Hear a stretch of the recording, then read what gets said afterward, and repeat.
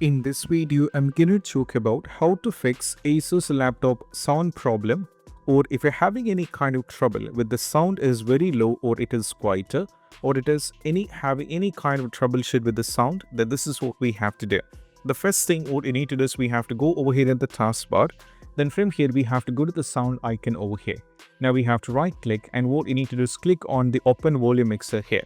Now, the first and foremost step is all about make sure the system volume should be set into the right output device should be selected. So in my case, as you can see, the output has been selected to the right device. Even though I'm having a lot of things, I have selected the right output device. And also make sure the volume is not muted. This is set into either 96 or 100% over here. And also go to the apps, make sure that all the system sound and everything should be set over here to the 100% over here as it is. Once you cross check this, then what you need to do is you have to go over here, you have to close this. Now once again we have to go over here, then we have to right click and click on the sound setting here. Now this time make sure the output system should be selected like this. Make sure this should be done as an NVIDIA high definition audio.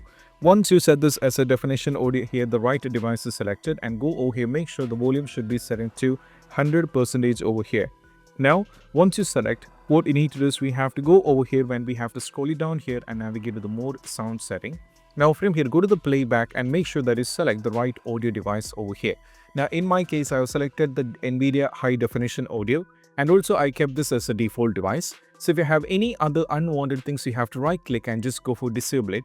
Only keep the necessary right thing over here. Once you set this up, what you need to do is you have to right click on this, make sure that you have to go to the properties. Now from here, go to the levels and make sure the ED322QR should set into the maximum over here. And it should not be muted or any kind of thing. Then go to the advanced here and go to the default format, and you have to drop it down like this.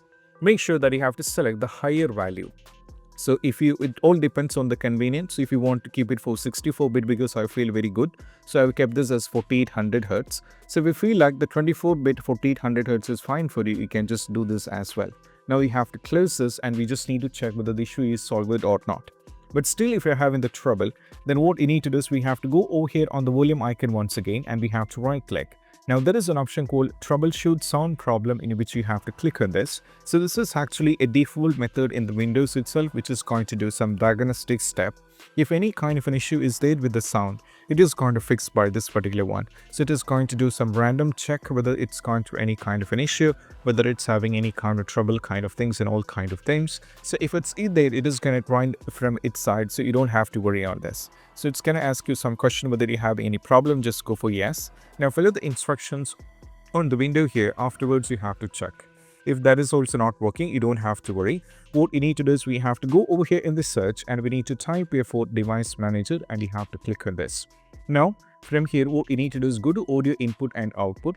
From here, what you need to do is you have to select the speaker over here. So in my case, I have set NVIDIA high definition audio over here as this right speaker. So I just need to right click on this, go for update driver. Now from here, go for search automatically for drivers, and I have to check. And also in parallel, I just need to right click on this, go for update driver, click on the browse my computer for the drivers, select, let me pick from the available list of computers, and select this and go for next, and you have to check. Sometimes after trying all these trials, you can just do a restart on the system, and if you just go back, this time you'll not be having any kind of trouble here. And if you find this video helpful, don't forget to subscribe, and I'll see you in the next video. That's it. Bye.